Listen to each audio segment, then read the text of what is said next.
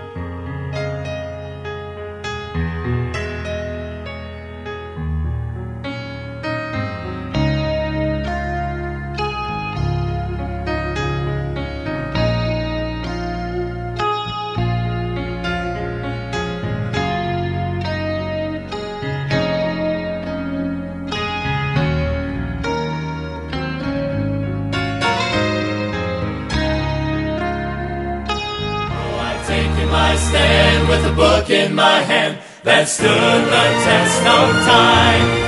It's weathered the storm while scoffers roared, threatenings of every kind.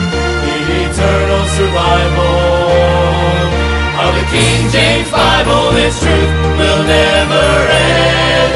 So whatever may come, when it's all said and done, God's Word will stand, forever stand.